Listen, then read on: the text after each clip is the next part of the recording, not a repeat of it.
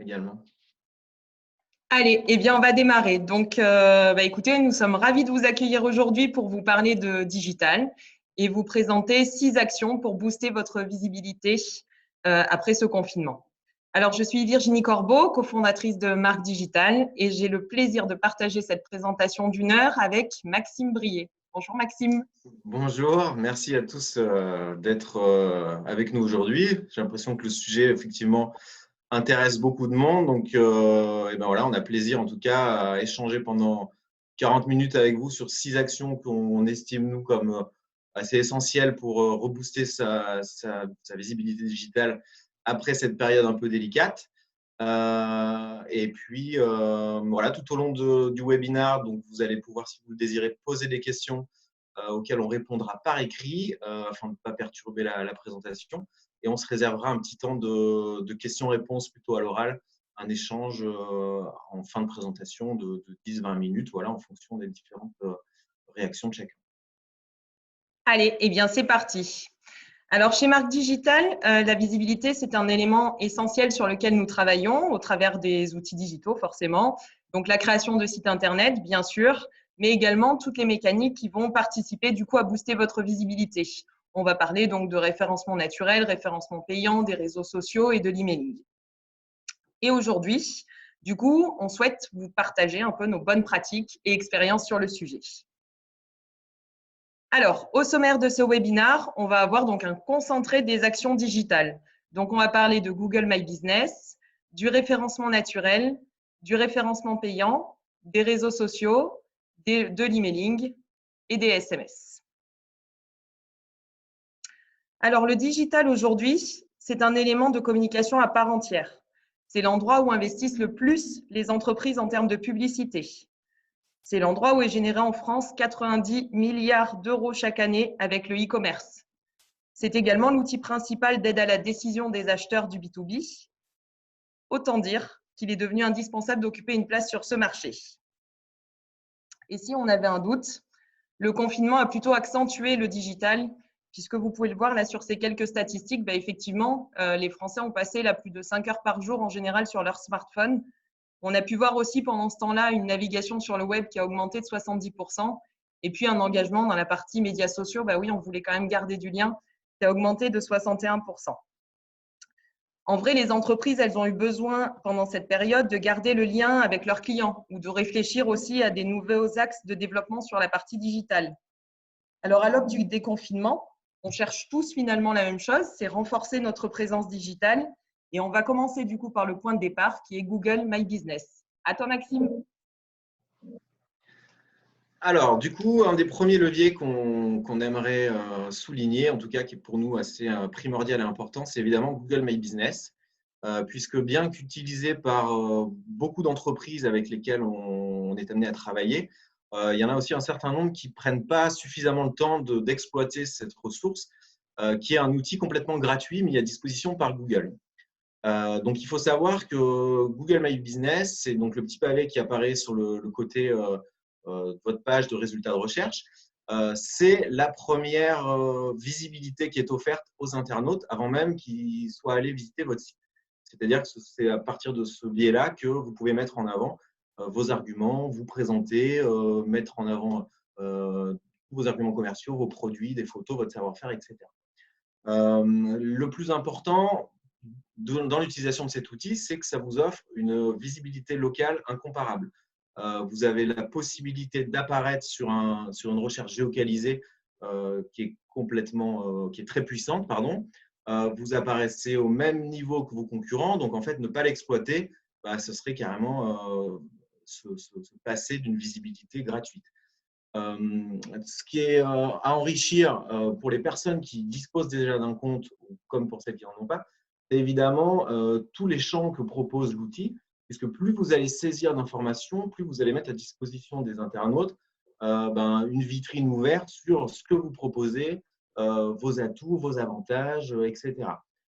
Cette période de reprise après le confinement, c'est un vrai levier, en tout cas, d'utiliser cet outil pour pouvoir communiquer sur le fait que votre activité a réouvert, vos services sont à nouveau disponibles, que vous avez pris toutes les mesures ont été respectées justement pour respecter les gestes barrières, pour continuer une activité, un service, etc. Donc, nous, ce qu'on va vous recommander là-dessus, c'est effectivement d'enrichir votre fiche, de saisir toutes les informations et surtout de contrôler que Google n'a pas profité du confinement pour modifier quelques données. On a eu le cas pour certains clients où Google s'est permis de dire l'établissement est fermé, c'est le Covid, etc. Donc, vérifiez bien que tout soit en place. L'outil permet évidemment de contrôler, on l'a vu juste avant, les différentes données d'analyse du trafic, des personnes qui sont venues consulter, trouver votre site via le Google Business. Donc, c'est un très bon moyen de vérifier que vous êtes bien positionné sur votre bon secteur d'activité, sur des mots-clés pertinents, etc. La recommandation qu'on va du coup appuyer avec l'utilisation de cet outil, ça va être de délivrer un message d'actualité pour montrer que vous êtes bien, en tout cas, ouvert et dynamique sur le réseau. Donc, en mettant à jour votre fiche et surtout en délivrant un message de réassurance auprès de vos clients, auprès de vos prospects, pour dire que votre activité continue, que tout est OK et que vous êtes disposé à travailler et à être ouvert.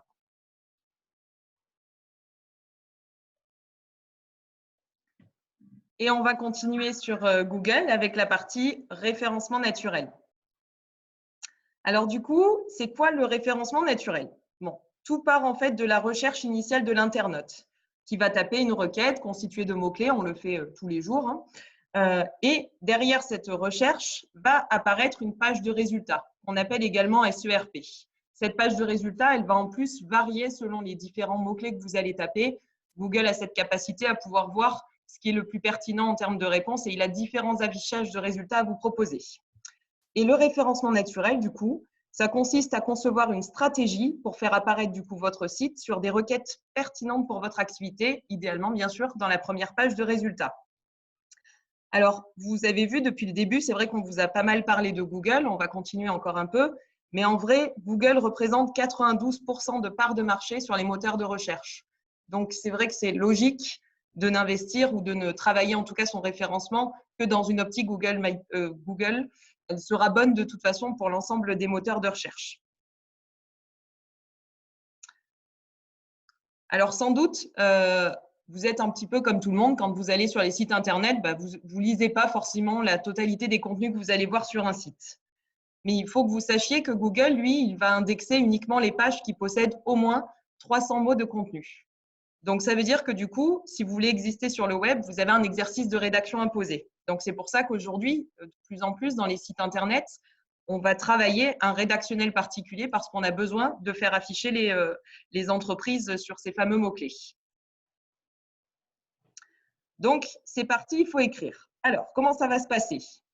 Donc, pour faciliter un peu les choses, on vous a construit une matrice pour pouvoir un peu explorer tous les angles de vue autour de votre entreprise. Bah oui, puisque finalement, en fait, on a l'impression qu'on n'a peut-être que 3, 4, 5 mots-clés sur lesquels on veut se positionner. Or, si on fait le tour d'une entreprise, en vrai, il y en a bien plus. On vous a fait là l'exemple avec un de nos clients qui s'appelle Pack Vert Emballage et on vous montre un petit peu tous les horizons, tous les univers qu'on peut aller travailler. Donc, bien sûr, en premier, l'activité. C'est un fournisseur d'emballage alimentaire professionnel. Donc, bien sûr, c'est la première chose sur laquelle on va se positionner. Et puis, on va rentrer petit à petit dans différents points. Donc, la première, c'est les produits. Qu'est-ce que vend l'entreprise? Elle vend des boîtes à œufs, des cagettes bois, fruits et légumes, des boîtes en plastique alimentaires. On va chercher autour des produits du service. Donc, qu'est-ce que peut être un service? Par exemple, l'emballage alimentaire qui est personnalisé ou les sacs en papier qui le sont. Souvent, dans nos métiers, on va tous avoir des jargons. Donc, il faut aussi être positionné un peu sur les termes techniques de nos métiers. Donc, encore une fois, dans l'exemple, la cellulose moulée ou le film paraffine. On va aussi chercher un angle plutôt sous un aspect de solution, c'est-à-dire quelqu'un cherche quelque chose qui va résoudre un problème pour lui. Par exemple, un emballage écologique ou un sac qui sera réutilisable. Bien sûr, selon les entreprises, on va aussi avoir le périmètre géographique qui va rentrer en compte. L'emballage alimentaire, il est peut-être présent, cette entreprise, elle est peut-être présente uniquement sur Lyon. Elle est peut-être présente sur Grenoble. Donc, on va aussi aller chercher des recherches avec des mots-clés localisés. Et puis, il faut aussi penser que les gens, des fois, quand ils cherchent un terme, comme ils veulent que ça leur parle à eux, ils vont chercher un terme qui est adapté, qui va correspondre à leur demande. Donc, on va avoir par exemple emballage bouché ou sac papier primeur. Et vous le voyez, du coup, on est en train de construire quelque chose de beaucoup plus dense que ce qu'on aurait pu initialement identifier en termes de mots-clés. On a les mots-clés, super, donc on passe à la suite.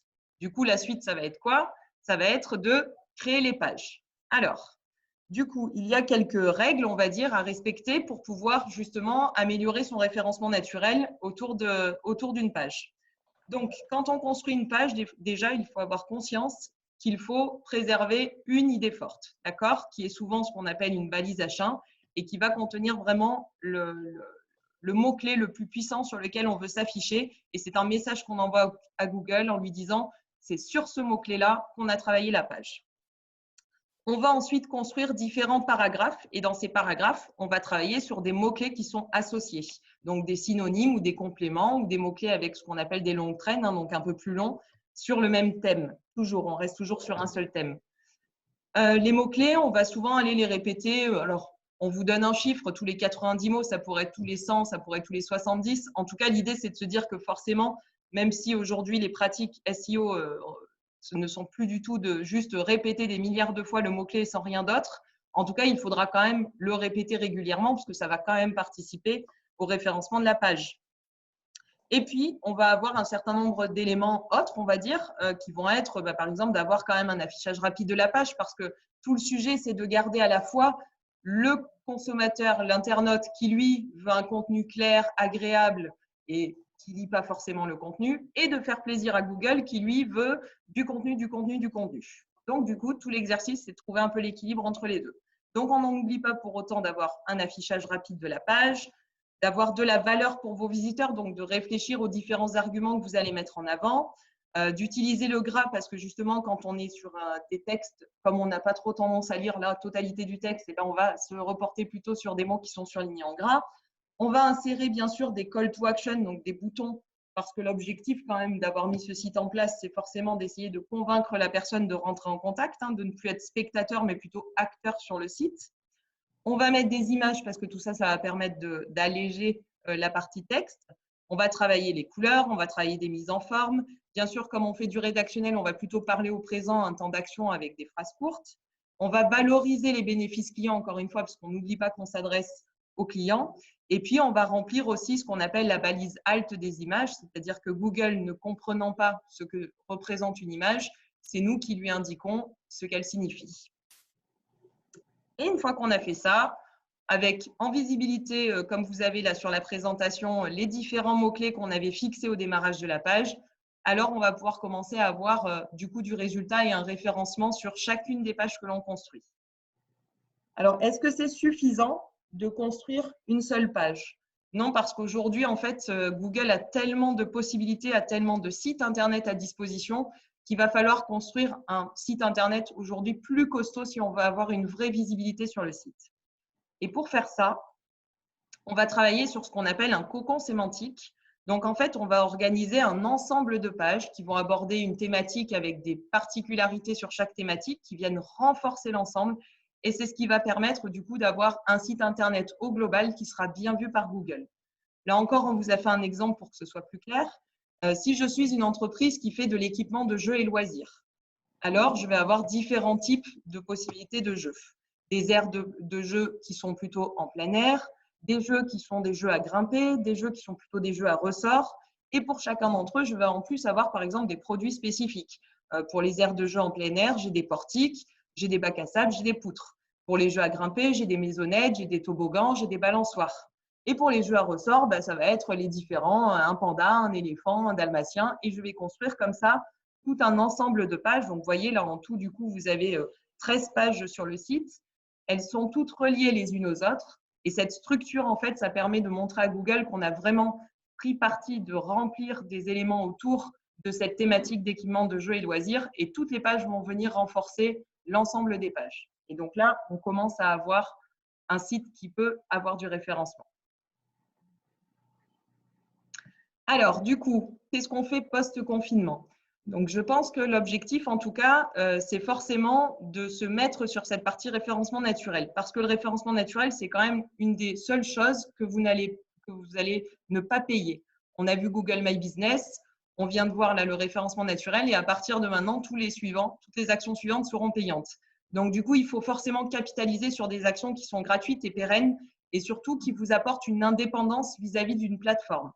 Donc, du coup, si vous ne l'avez pas déjà fait, l'objectif, c'est d'identifier aujourd'hui l'évolution de votre trafic et ses sources.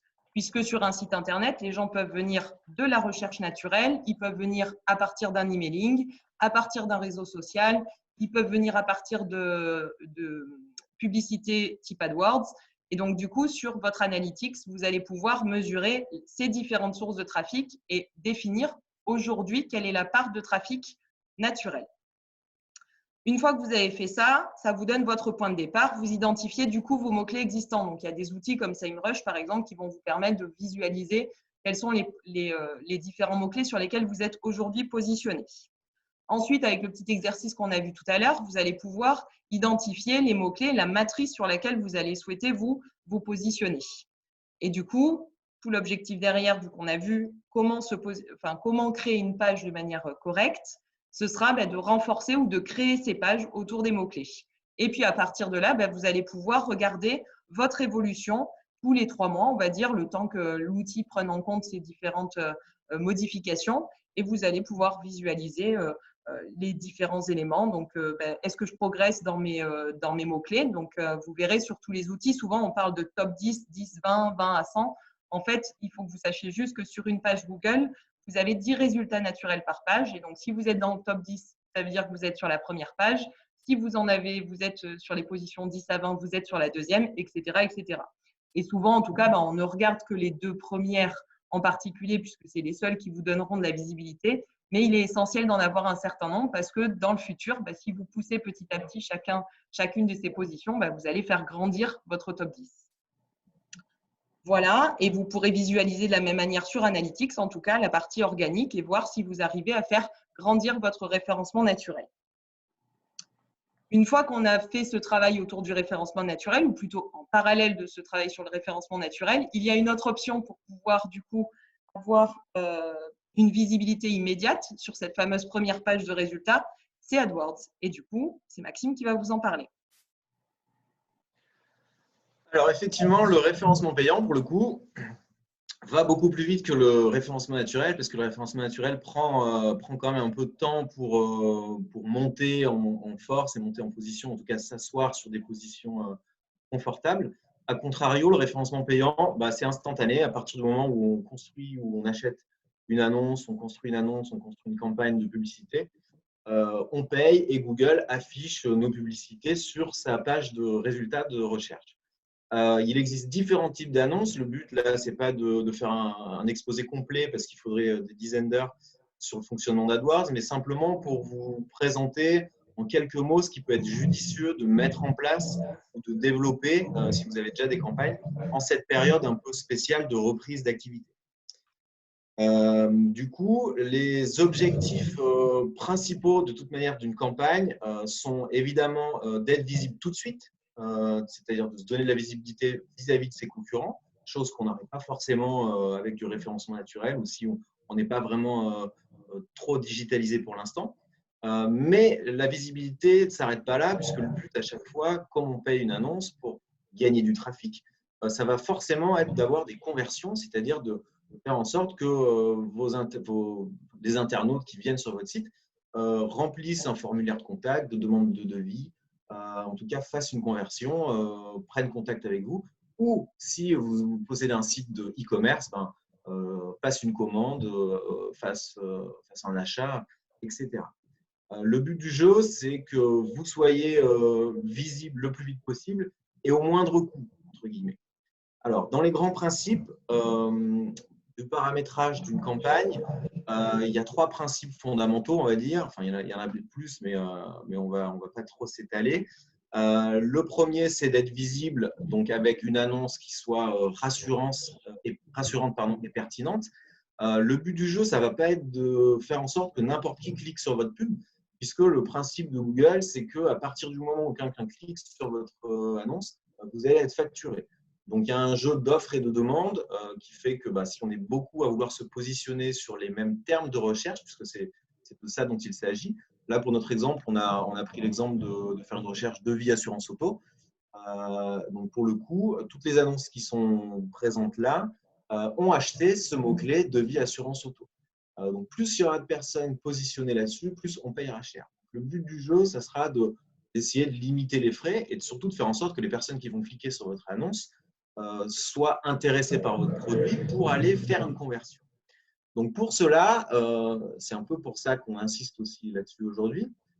C'est surtout pour les personnes qui ont déjà peut-être des campagnes, mais comme pour celles qui n'en ont pas, c'est que pour pouvoir s'adapter à l'actualité, ce qui est important de faire, c'est en tout cas de travailler sa page d'atterrissage, donc sa landing page, pour qu'elle soit construite de manière vraiment structurée et optimisée pour que le parcours client et l'expérience utilisateur soient vraiment réfléchis.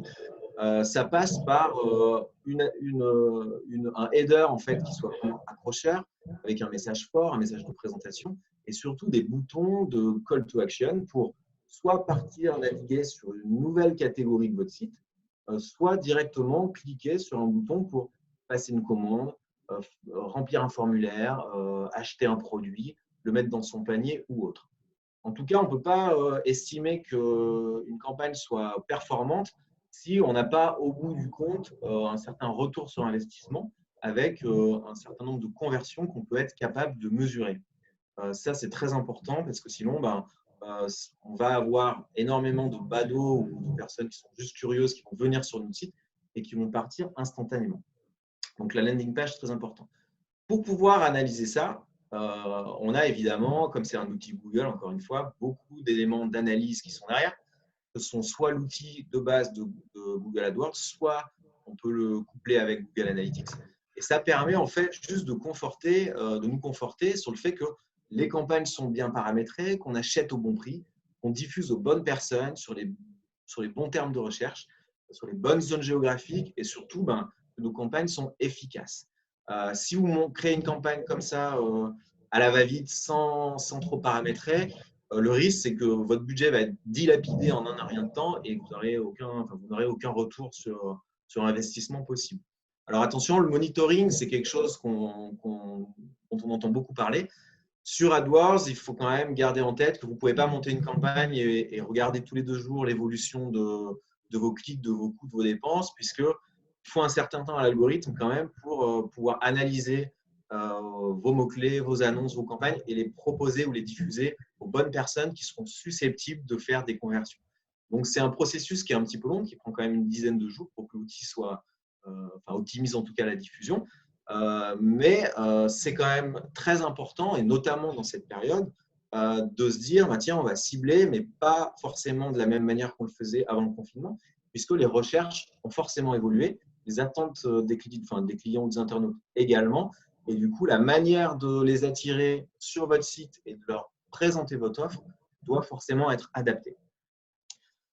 Ce qu'on va vous recommander, en tout cas pour des personnes qui utilisent déjà le référencement payant pour être visibles et qui voudraient l'être davantage, mais tout comme des personnes qui n'utilisent pas du tout le référencement payant et qui profiteraient de la reprise d'activité pour se dire tiens, on va essayer parce que de toute manière, voilà, il faut que le business redémarre, il faut qu'on soit plus visible que les autres. Donc c'est le moment en tout cas de s'y mettre.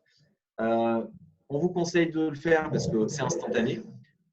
Nous, ce qu'on vous recommande, c'est que si vous faites un test, ce n'est pas de se dire, tiens, on va essayer une semaine et puis on arrête et on verra. Parce que comme je vous l'ai dit tout à l'heure, ça prend un petit temps pour se mettre en place, pour se paramétrer, pour que l'algorithme de Google, en tout cas, est suffisamment analysé et mouliné pour pouvoir optimiser la diffusion de vos annonces. Donc, nous, on recommande à peu près minimum 2 ou 3 mois quand même pour pouvoir avoir suffisamment de données pour analyser vos campagnes, ce qui vient de se passer, et pouvoir prendre les bonnes décisions. Bonnes décisions, ça voudrait dire soit on ajuste les campagnes parce qu'on dépense trop et on n'a pas de retour sur investissement, soit c'est un super résultat, donc on va développer ça encore. En tout cas, ça peut être l'occasion pour les personnes qui n'ont jamais touché au référencement payant de se dire on profite de la reprise pour essayer, et ça peut vous permettre de voir ou d'identifier que cet outil-là, il va être intéressant pour votre activité, mais peut-être pas de manière récurrente tout au long de l'année, mais certainement plus de manière ponctuelle pour vous donner un peu plus de visibilité dans les périodes de creux fonction de la saisonnalité, en fonction de vos actualités, etc. Donc, voilà pour ce point. En tout cas, l'idée, c'est bien de se dire que effectivement, on adapte les annonces, on adapte ces messages aux actualités et en fait aux recherches qui sont faites actuellement par les internautes, puisque les recherches ne sont plus du tout les mêmes. On a beaucoup plus de personnes qui recherchent des solutions pour pouvoir reprendre le travail, pour respecter les gestes barrières au sein des entreprises, pour s'assurer que toutes les conditions sont réunies pour que la sécurité des salariés, des transports de marchandises, etc. soit là. Donc, il faut forcément adapter ces campagnes de référencement payant et aussi, je le répète, les pages d'atterrissage de vos campagnes pour mettre toutes les chances de votre côté. Alors, on va aussi parler des réseaux sociaux. Et pour ça, on a choisi de vous parler des 3 géants du marché. Donc, ces 3 géants, c'est Facebook, Instagram et LinkedIn. Alors, Facebook, on a entendu plusieurs fois sa mort annoncée, mais c'est encore aujourd'hui le réseau le plus utilisé et le plus mature aussi pour les entreprises en termes de publicité. Donc, je vous rassure, vous pouvez continuer à investir dessus. C'est quand même le réseau qui a le plus d'utilisateurs et le plus intergénérationnel. Instagram, qui pour info appartient quand même également à Facebook. Donc, pour tous ceux qui rejettent Facebook en allant sur Instagram, c'est quand même un peu bonnet blanc et blanc bonnet.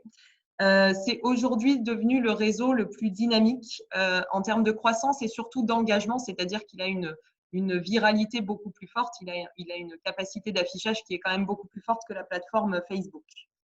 Il est devenu, je pense, assez indispensable, en tout cas pour les entreprises qui vendent aux particuliers. Pour les professionnels, ça peut rester une question parce qu'il n'est pas dit que cet investissement soit rentable. Donc, du coup, pour les professionnels, on va plutôt travailler sur LinkedIn. LinkedIn, quand même, qui a officiellement, je crois, tué Viadeo, est devenu quand même le leader sur le marché du réseau social professionnel.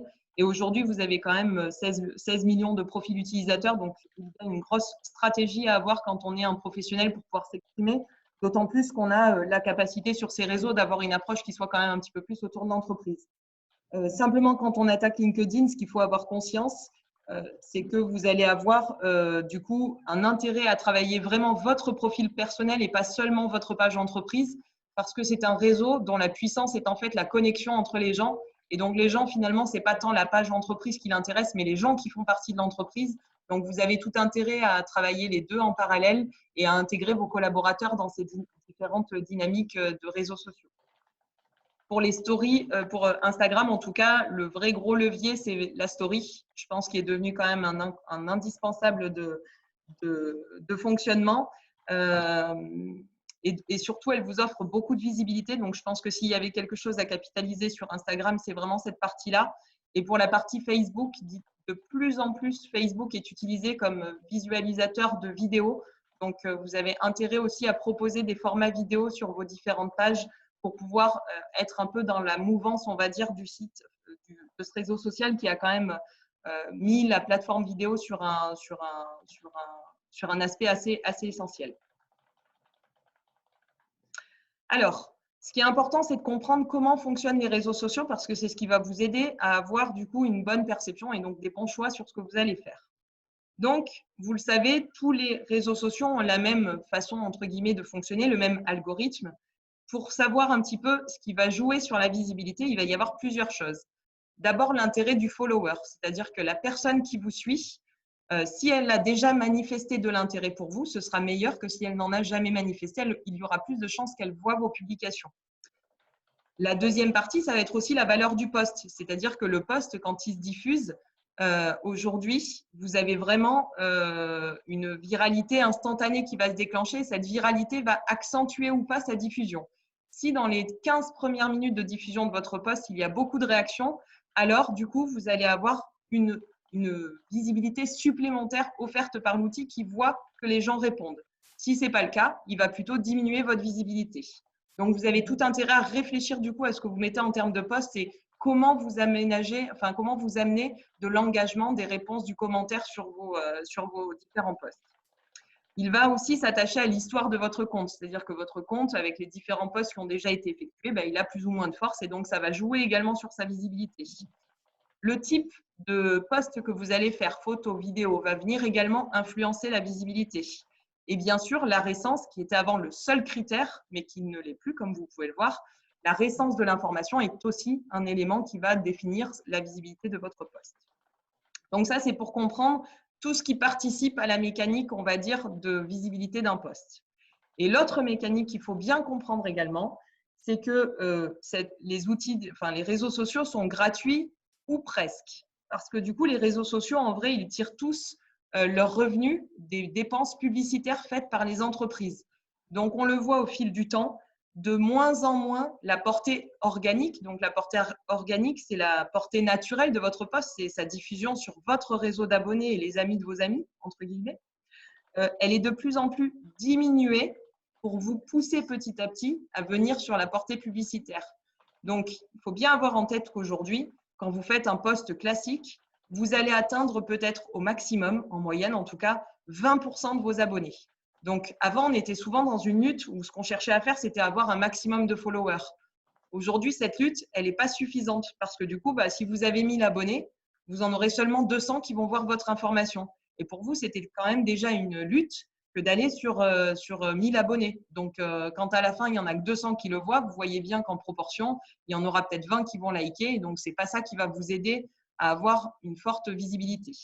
Donc, la portée publicitaire, à l'inverse, elle augmente de plus en plus. Et en tout cas, les dépenses publicitaires sur les réseaux sociaux augmentent de plus en plus parce que ça, c'est un peu comme AdWords, c'est un moyen de rapidement rendre visible votre post auprès d'un maximum, enfin en tout cas auprès d'un nombre de gens intéressants et en tout cas ciblés. Nous, on n'a pas d'action sur Facebook, LinkedIn ou Instagram, mais en tout cas, on pense sincèrement que c'est quand même un élément essentiel d'aller faire de la pub sur les réseaux sociaux parce qu'en vrai, c'est quand même pas très cher et c'est vraiment assez efficace et surtout, vous avez une capacité à cibler qui est très forte. Donc, du coup, il faut savoir que Facebook a à peu près 700 critères de ciblage. Donc, on peut cibler sur des centres d'intérêt les gens, sur des éléments plutôt de type démographique, malgré bien sûr les lois qui sont venues petit à petit diminuer la visibilité. Mais franchement, il y a encore, avec 700 critères, il y a encore de quoi faire. Et du coup, vous allez vraiment pouvoir dépenser de l'argent de manière précise parce que vous n'allez le faire qu'auprès des gens qui vous intéressent et qui potentiellement sont intéressés parce que c'est ça le principe aussi de ces réseaux sociaux. Si toute cette publicité, elle passe et qu'on continue à rester sur les réseaux sociaux, c'est parce qu'elle est souvent adaptée à ce qu'on aime en fait, à ce qu'on a envie de voir, à ce qui nous intéresse. Et c'est pour ça que les réseaux sociaux gardent cette prédominance. Pour vous donner plus d'informations, en tout cas, ou pour que ce soit plus clair, on vous a fait un exemple.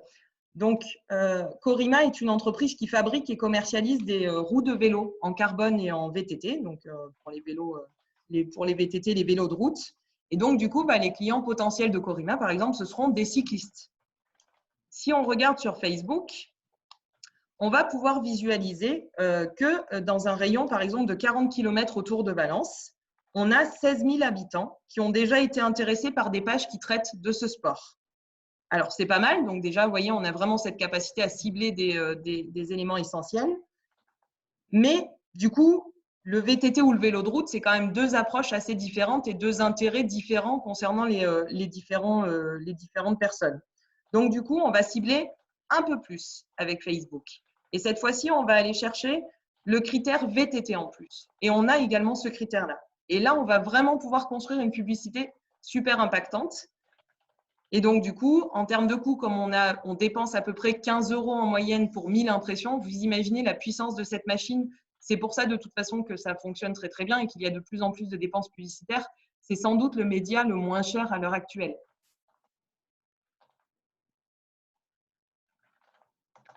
Alors, concernant l'aspect post-confinement, donc déjà, moi, j'ai envie de dire, pour les entreprises qui vendent aux particuliers, je pense que la pub est assez indispensable. On peut faire des pubs à partir genre de 20 € de budget. Donc, j'ai envie de dire, pour tous ceux qui s'adressent à du particulier, faites de la pub pour montrer tout de suite votre visibilité. Vous avez sans doute des choses qui ont changé. Vous avez peut-être mis de nouvelles offres en place. Vous avez besoin de relancer votre business. Il va falloir communiquer rapidement et dans un ciblage assez précis. Donc, sur les particuliers, pas de débat. À mon avis, la pub est quand même une très, très bonne option en post-confinement. Pour la partie professionnelle, On va plutôt chercher à travailler sur un contenu différent. On va par exemple faire du livre blanc. Nous, vous l'avez vu, c'est un peu notre exercice d'aujourd'hui. Nous, on vous propose un webinaire pour vous amener du coup de la valeur. Vous pouvez travailler une vidéo, vous pouvez travailler un article de fond, vous pouvez faire un petit live hebdomadaire puisque les réseaux sociaux sont de plus en plus amenés à générer du live, surtout sur Instagram par exemple. Et vous mettez en place une publicité qui est ciblée et temporaire. Du coup, vous maîtrisez vos dépenses, mais vous vous redonnez tout de suite une bonne visibilité. Et la deuxième chose, en tout cas, à avoir en tête aussi sur cette partie-là, c'est que pour créer la visibilité, comme on a vu tout à l'heure que l'historique joue sur le futur, il faut vraiment que vous ayez une rythmique régulière de posts parce que c'est ce qui fera que vous aurez une visibilité qui sera bonne, c'est ce qui fera que vous avez des résultats qui sont en progrès et donc, du coup, ça participera à la visibilité de vos posts futurs. Alors, l'emailing, c'est donc cinquième point qu'on voulait souligner, puisque l'emailing, c'est quand même un axe, un canal de communication qui est à la portée de tout le monde et qui est souvent sous-exploité. Sous-exploité parce que souvent un peu ringard, enfin, on trouve un peu ringard. Et puis, on prend, enfin, surtout, on le voit nous par rapport à des clients qu'on peut avoir, où souvent les clients ne prennent pas le temps, n'ont pas forcément d'idées ou de bons messages à véhiculer. Alors qu'en fait, l'email, ça commence à dater, hein, ça commence à être pas vieux comme le monde, mais ça commence à dater. Et c'est pourtant une mine d'or puisque ça permet de toucher des cibles qui vous connaissent déjà, qui sont soit déjà vos clients, soit déjà vos prospects. Donc, vous avez un contact privilégié avec tout un tas de contacts et ce serait vraiment une erreur de ne pas s'en servir. L'emailing a plusieurs avantages, objectifs, avantages. Il sert évidemment à renforcer votre image, à montrer ce que vous faites, à montrer votre actu, vendre en ligne, etc. Ramener sur votre site sur différents axes ou canaux de votre site. Mais surtout, en fait, il a l'avantage de montrer que vous existez, que vous faites des choses et que vous ne passez pas aux oubliettes. Si vous faites des emails de manière régulière, c'est-à-dire tous les 15 jours ou une fois par mois à minima, vous allez être quand même beaucoup plus présent dans l'esprit de vos clients que si vous leur écrivez une fois par an pour la période des fêtes. Donc, un client, quand il aura besoin de vos services, si vous lui écrivez régulièrement, il aura tout de suite en tête votre entreprise, votre marque. Si vous lui écrivez jamais, il va demander autour de lui si quelqu'un connaît une entreprise qui fait ci, qui fait ça, mais à coup sûr, c'est dommage, il était dans votre base de données, mais il n'aura jamais pensé à vous. Donc, du coup, l'importance de communiquer via ce biais-là, et surtout dans cette période de reprise d'activité, c'est essentiel. Par contre, ça ne se fait pas dans n'importe quelle condition. C'est-à-dire qu'un email qu'on va envoyer ou qui sera creux ou qui sera vide dénué de sens, l'impact sera quasi nul. Et surtout, le risque, c'est qu'à terme, si vous envoyez des emails comme ça, vos contacts vont sûrement se désabonner de votre base de données mailing. Donc, à terme, vous n'aurez plus de contact et vous enverrez votre newsletter à personne. Donc, le but du jeu, c'est quand même à chaque fois garder en tête, c'est comme pour le référencement naturel, il faut qu'il y ait un message qui soit pertinent, qui soit intéressant et qui soit utile. De la même manière, comme on le disait tout à l'heure sur les landing pages, il y a un parcours client, il y a une expérience utilisateur à respecter. Donc, il faut forcément avoir un message accrocheur avec un sujet fort, un sujet principal qui soit vraiment percutant et pertinent pour que l'internaute soit vraiment attiré et se dise tiens, je vais aller plus loin, je vais lire le contenu de cette news et de quoi ça parle. Ça a l'air de m'intéresser. Toujours penser à ajouter des call to action, des boutons, des liens qui vont ramener sur des pages spécifiques de votre site, soit des pages produits, soit des pages explicatives. Mais en tout cas, le but du jeu, ce n'est pas simplement de donner une info et puis appelez-nous si besoin, évidemment, mais c'est de dire venez sur notre site et puis passons à l'étape 2 et l'étape 3. Et comme d'habitude, objectif de conversion. C'est le but du jeu. Donc, en tout cas, gardez en tête que quand vous délivrez un message creux et impertinent, aucun intérêt, vous allez perdre votre base de données, elle va fondre comme la neige au soleil. L'exemple typique de ce qu'on pourrait considérer comme spam ou non spam, quand on va communiquer via un email, pour faire une newsletter, un emailing, typiquement, dans les messages, on a pris 2 exemples très simples, comme si nous, on vous envoyait un email, parce que maintenant, on a vos adresses, donc on va vous écrire, je vous rassure, tous les matins. En fait, si vous recevez un email avec comme sujet, comme objet, Marque Digital, votre agence de communication online, bon, ou si vous recevez un email avec comme objet, démarrer sa pub sur Facebook en 4 étapes. A priori, il y a quand même un des 2 sujets ou un des 2 objets qui vous donnera plus d'engouement ou plus envie d'aller creuser. C'est-à-dire que lire un email qui est auto-centré sur une entreprise ou sur quelqu'un, ça va peut-être être intéressant une fois par curiosité, mais sûrement pas toutes les semaines, sûrement pas tous les mois.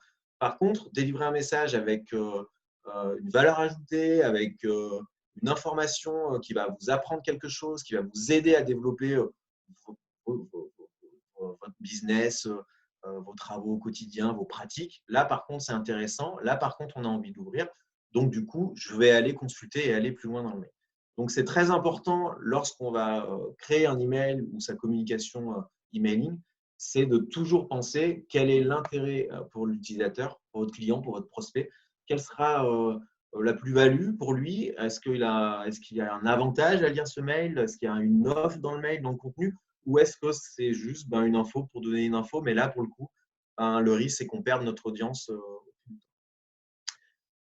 Ce qu'on va vous recommander pour justement cette communication de reprise d'activité, évidemment, c'est de parler de vous. Là, c'est le moment en fait d'activer vos bases de données et d'écrire à tous vos clients et tous vos prospects, puisque c'est à vous. Vous avez la possibilité de leur délivrer un message vraiment personnel, qui n'est pas le même message qu'on va mettre sur des réseaux sociaux qui seront à la vue de tous. Mais là, ce sera vraiment des messages ciblés auprès de vos clients, soit pour leur dire que voilà, vous réouvrez, que comme d'habitude, on est sur les mêmes types de messages, que les services ont repris à 100%, que tel et tel service est disponible, qu'ils peuvent appeler ci, ils peuvent appeler là. Voilà. Donc, en tout cas, juste leur montrer que vous avez repris les choses en main, que l'activité a redémarré, en tout cas que vous êtes complètement ouvert et disponible si besoin. Deuxième chose, on profite de ça pour vous donner un petit conseil, petite astuce, qui est important de travailler tout au long de l'année quand on veut essayer d'étoffer sa base de données prospect, puisque en fait, comme les pratiques ont évolué, notamment avec le RGPD, etc., maintenant, on ne peut plus acheter des bases de données comme ça n'importe comment. Donc, c'est un peu plus difficile d'arriver à faire grossir ces bases de données pour avoir des contacts, des adresses mail et pour envoyer des infos sur votre entreprise.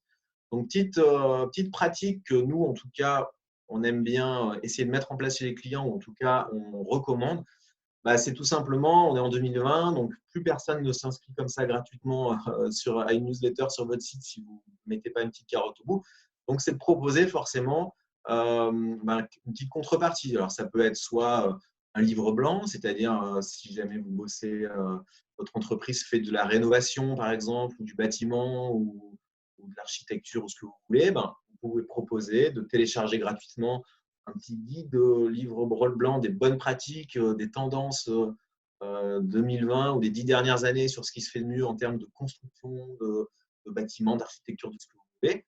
En contrepartie, on s'inscrit à la newsletter. Ça vous permet de capitaliser un certain nombre de données et de faire grossir petit à petit votre base. Parce que si vous ne faites pas ce travail un petit peu de manière régulière, au fil du temps, votre base de données, elle va s'amincir et puis vous allez envoyer des mails à de moins en moins de personnes. Donc ça, c'est un peu… Et deuxième chose auquel il faut penser évidemment, c'est que généralement, vous avez un CRM dans votre entreprise. Vérifiez qu'elle soit bien remplie, bien saisie, c'est-à-dire que sur chaque ligne de client ou de prospect ou quoi que ce soit, vous ayez bien en face un email associé, un contact, une adresse, un numéro de téléphone, parce que c'est encore une fois, c'est des données que vous avez qui vous sont propres, qui sont chères, qui sont en plus ciblées puisque ce sont des personnes qui vous connaissent déjà, donc ce serait dommage de ne pas les exploiter. Et c'est le moment, en tout cas, d'aller communiquer auprès de ces cibles-là sur une reprise d'activité pour leur dire que voilà, vous êtes bien là. Et pour finir, du coup, on a les campagnes SMS. Donc, les campagnes SMS, pourquoi on s'y intéresse également? Il faut savoir quand même que 9 Français sur 10 possèdent un téléphone portable. et qu'en général, en plus, c'est un moyen d'action très rapide parce que les gens lisent un SMS dans les 4 minutes suite à l'envoi. Donc, c'est quand même assez intéressant de le faire, notamment en plus quand vous avez des situations aussi particulières qu'en ce moment où vous aviez changé un certain nombre de dispositions de capacité d'accueil si vous êtes notamment un magasin. Et donc, du coup, je pense que c'est un outil qui peut être un complément assez intéressant. Simplement, il faut avoir quelques pratiques pour ne pas être intrusif, puisque c'est ça le risque vis-à-vis du SMS. C'est de le réserver plutôt à vos clients, c'est-à-dire travailler le SMS, mais plutôt sur des bases de gens avec qui vous avez déjà eu des échanges poussés de la vente. Vous savez qu'en SMS, on est plutôt sur des textes courts. Donc, bien sûr, les outils de plateforme SMS qui sont très, très faciles à mettre en œuvre. Si vous aviez un SMS à envoyer, vous pourriez le faire cet après-midi et faire partir l'email. C'est le SMS extrêmement facile à prendre en main. Mais en tout cas, même si ces différentes plateformes vous autorisent à mettre plus que 149 caractères, il faut en fait respecter ce qu'est un SMS, c'est-à-dire un short message. Donc, jamais, éviter de dépasser en tout cas les 149 caractères. Donc, ça demande un petit peu de travail sur la phrase pour ne garder que l'essentiel. Sur ce SMS, vous pouvez mettre un lien vers votre site sur une page, par exemple, qui va, elle, donner beaucoup plus d'informations. Donc, c'est une manière, du coup, de diminuer votre texte sur le SMS pour valoriser en plus le fait d'aller vers votre site et peut-être qu'il va se passer des choses sur le site.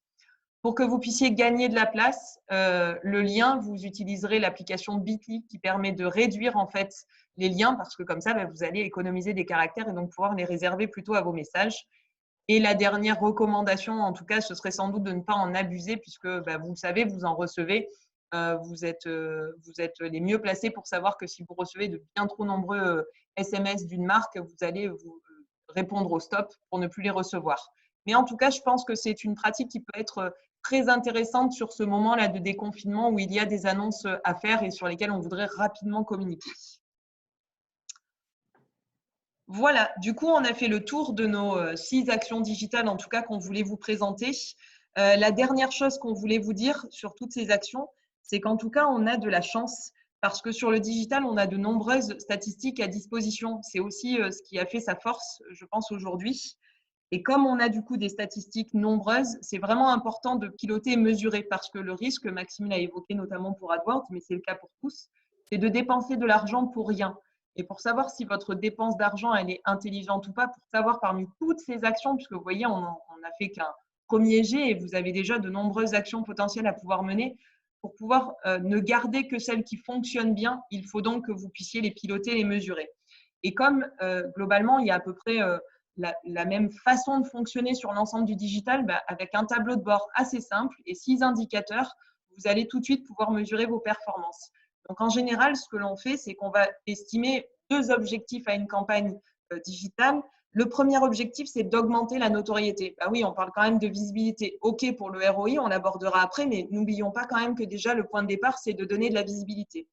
Et cette visibilité, vous allez avoir 3 indicateurs à suivre pour pouvoir bien la visualiser. Vous allez avoir du coup en premier la diffusion. Donc, la diffusion, c'est simplement de vous dire combien de messages j'ai envoyés.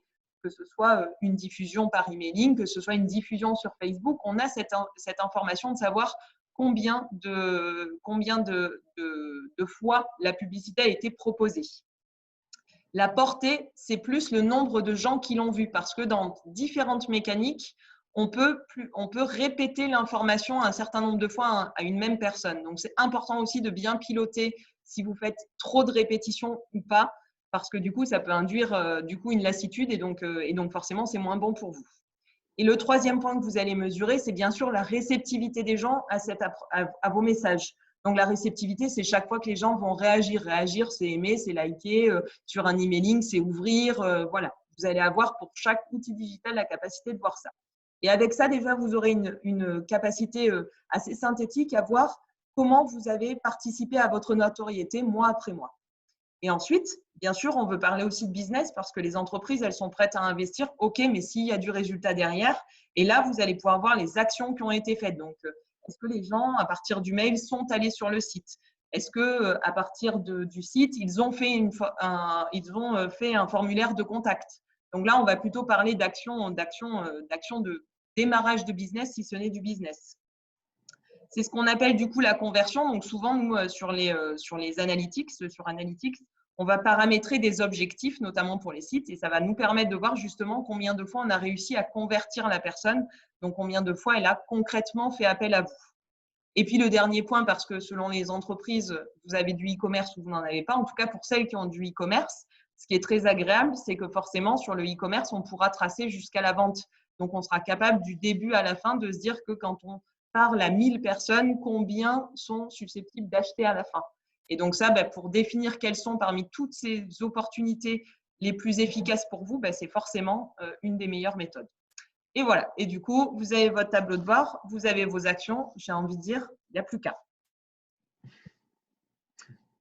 Donc, si on devait juste retenir 4 points, pensez multicanal parce que souvent, le plus dur, c'est de créer un premier contenu. Après, le diffuser sur plusieurs plateformes, j'ai envie de dire, c'est presque le plus simple.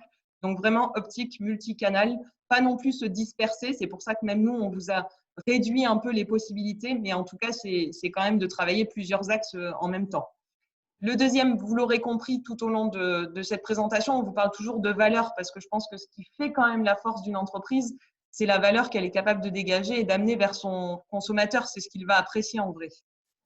Le troisième point, c'est de bien penser toujours à valoriser votre site Internet. Rappelez-vous que votre site Internet, c'est vraiment le seul point sur lequel vous êtes entre guillemets indépendant. Vous n'êtes pas relié à des réseaux, vous n'êtes pas relié à des plateformes. C'est votre outil à vous et donc vous avez tout intérêt à le valoriser autant que possible. Et puis, le dernier point, forcément, c'est de mesurer pour bien investir parce que sinon, vous pouvez aussi beaucoup dépenser d'argent pour rien. Voilà, on arrive à la conclusion de ce webinaire. Et pour ceux qui ont des questions, je vous propose en tout cas de les poser sur l'outil comme vous le faites depuis le début de la présentation. Et puis, on y répondra avec plaisir et cette fois-ci plutôt en direct.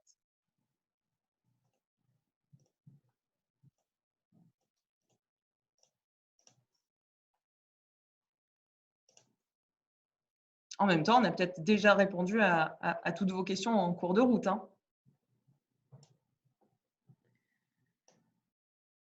Du coup, j'en profite juste pour vous dire si vous souhaitez qu'on vous envoie cette présentation, évidemment, vous nous envoyez un mail et puis on vous enverra la présentation dans la foulée. Aucun souci là-dessus. Merci Sébastien Coste, c'est gentil. Alors, le contenu présent sur les réseaux sociaux a-t-il une influence sur le référencement du site Internet? Alors non, en tout cas dans le sens où le fait d'avoir des URL de votre site depuis un réseau social n'est pas pris en compte par Google en termes de liens externes. Donc en tout cas, pas dans ce sens-là. Mais par contre, il va plutôt jouer sur le côté, vous avez plus de monde qui se connecte sur votre site et ça, c'est une donnée qui est regardée par Google et donc ça va jouer sur votre popularité. Pas tant sur le référencement, mais comme c'est sur la popularité, indirectement un petit peu. Mais en tout cas, ce n'est pas le fait de mettre des posts tous les jours avec des liens tous les jours, c'est pas forcément ça le but parce que si les gens ne vont pas sur le site, en vrai, ça ne changera donc rien. Donc, ce n'est pas tant le fait de mettre le lien que le fait que les gens y aillent.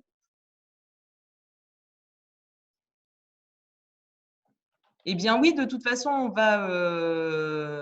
Laura nous dit du coup qu'elle veut bien la présentation. Donc, ce webinaire est enregistré. Donc, du coup, vous aurez toutes les slides et tous les éléments dessus. Donc, on le mettra sur notre site internet et on vous enverra un petit message pour vous remercier. Donc, du coup, vous pourrez trouver le lien. Et il y a une autre question de Fabienne Pérignon, savoir si l'outil est… est-ce qu'on peut utiliser cet outil pour dynamiser le réseau petite enfance? Je pense qu'on parle de réseaux sociaux. Je me demande… Alors, attends, je lis, excusez-moi, si l'on peut… Ah, oui, parce que j'imagine que vous êtes… c'est une association petite enfance, c'est ça? Hop, je regarde juste. Donc, en tout cas, oui, si c'est… Mais du coup, c'est quel outil dont on parle? Excusez-moi, en fait, Je pense que c'est les réseaux sociaux, Facebook ou autre. Ah ben, en tout cas, c'est certain que les réseaux sociaux, et notamment sur la partie associative, c'est juste énorme ce qu'on peut faire. Je pense que vous avez dû le voir avec notamment avec le confinement qu'on a eu et donc le Covid. Maintenant, Instagram propose même de faire des cagnottes en ligne, Facebook également, pour les associations. Donc, vous pouvez lancer une cagnotte directement depuis les réseaux sociaux et avoir le bouton pour que les gens puissent faire un don. Donc, il y a un vrai intérêt en tout cas des réseaux sociaux vis-à-vis des associations. Et donc, vous avez tout intérêt en tant qu'association à être présent sur les réseaux sociaux, c'est sûr. Et pour le coup, je pense sur les 2 réseaux sociaux. Alors, il y a Dominique Papazian aussi qui pose une question sur l'obligation de mettre une désinscription sur les emailing. Effectivement, c'est complètement obligatoire, sans quoi on ne respecte pas du tout les nouvelles normes et règles du RGPD. Donc, on est obligé d'avoir forcément un lien de désabonnement pour envoyer une newsletter ou un emailing. D'ailleurs, tous les outils qui sont mis à disposition, vous pouvez trouver, enfin, vous utilisez pour faire vos envois, vous forcent à créer ou à intégrer un lien de désabonnement. Sans ce lien, votre mail, normalement, ne peut pas être renvoyé. Donc, oui, oui, c'est complètement obligatoire. Oui, puis en plus, c'est même risqué aujourd'hui de ne pas le faire parce que les gens peuvent désormais, depuis leur mail, déposer une plainte sur leur fournisseur d'accès Internet pour signifier que ce message est abusif.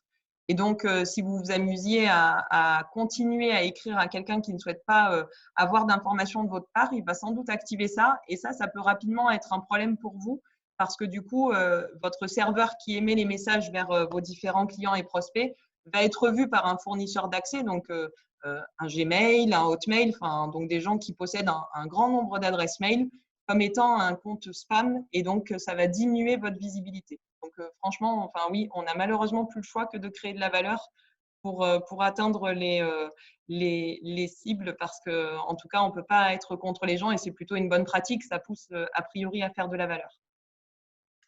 Alors, Julien qui pose une question, Julien David, sur toujours les emailing, à savoir quelles sont les obligations du coup vis-à-vis du RGPD sur l'intégration de nouveaux contacts, en tout cas dans une liste de diffusion.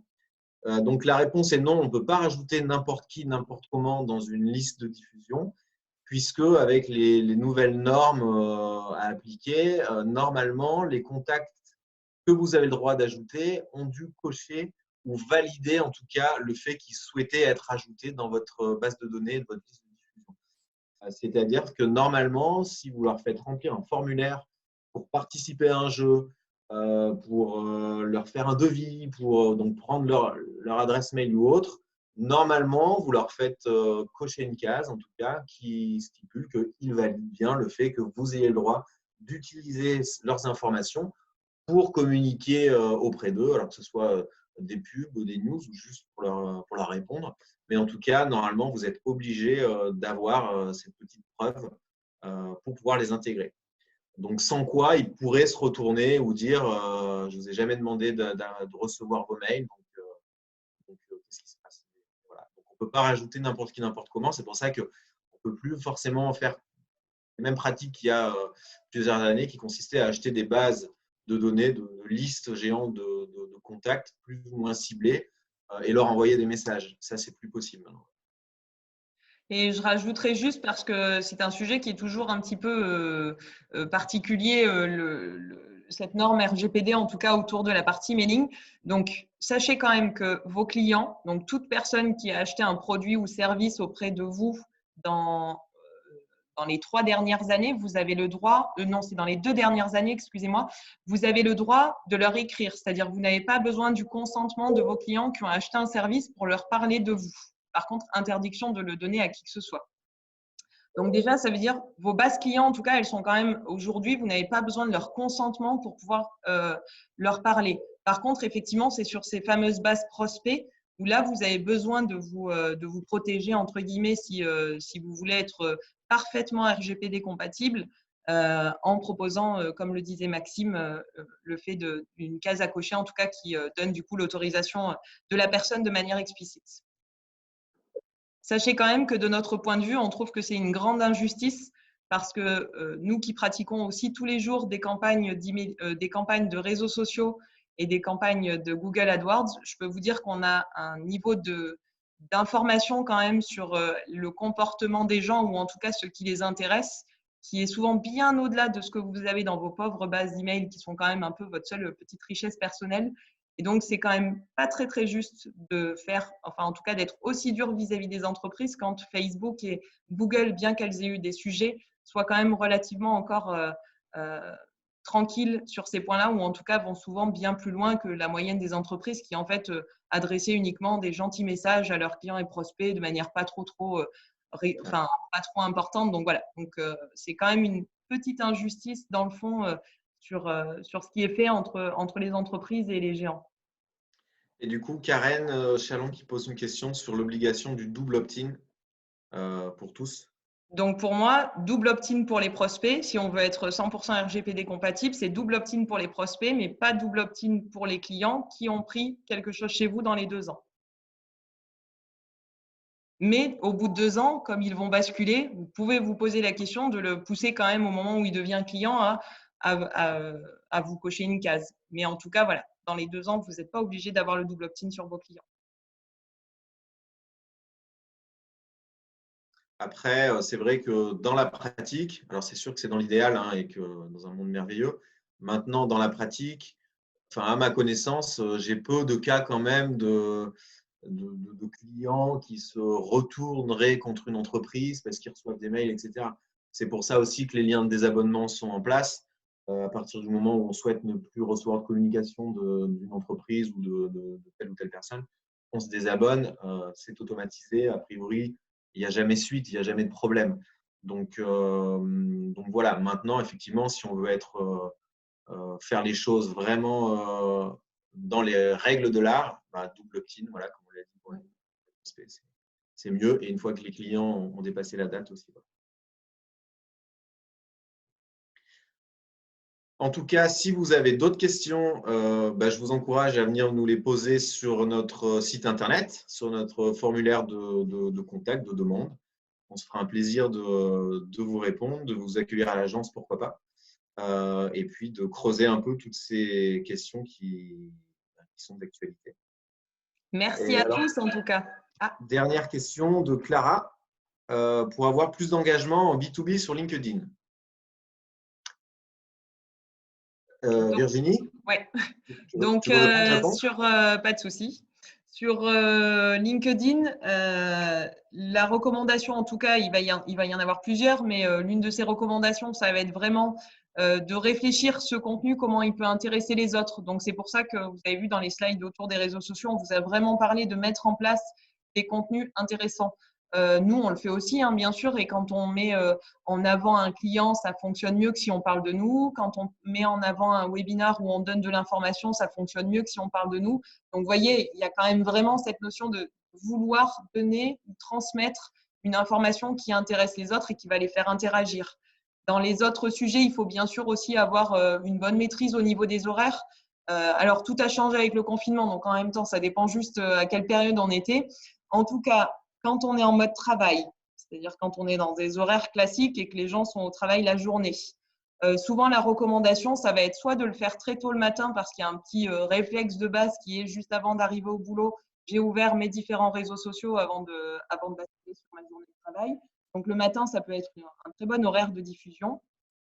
Les autres bons créneaux, en tout cas, ça peut être un 11 heures parce qu'après les gens vont arriver sur une fin de matinée, donc ils vont un peu relâcher, on va dire, le premier jet. Ou ça peut être en tout cas un 17 heures. Voilà, on sait que c'est les moments où les gens sont en train de finir et donc là vont s'autoriser à aller sur les réseaux. À l'exception du vendredi, bien sûr, puisque le vendredi, à partir de… Enfin, moi, je posterai jamais après 14 heures en tout cas, puisqu'à partir de là, les gens sont quand même plutôt dans une intention week-end. Donc, il faut avoir juste conscience que c'est moins un bon moment pour mettre un post.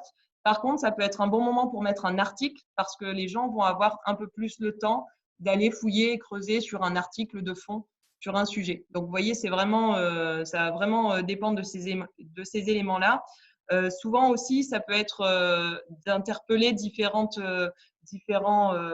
membres de son réseau, de poser une question, d'être plutôt en mode interrogatif ou participatif, puisque LinkedIn marche très bien en mode participatif en tout cas, et les gens aiment bien s'exprimer. Donc, en interpellant différentes personnes, en posant des questions, en général, c'est un bon moyen de gagner en visibilité.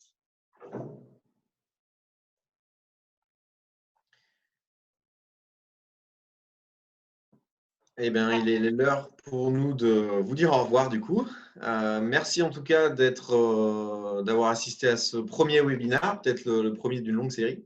Et puis, écoutez, on vous dit à bientôt sur notre site ou à l'agence pour aller plus loin avec vous, en tout cas pour échanger sur ces sujets d'actualité digitale. Merci Voilà, merci beaucoup. encore et à À bientôt. très bientôt.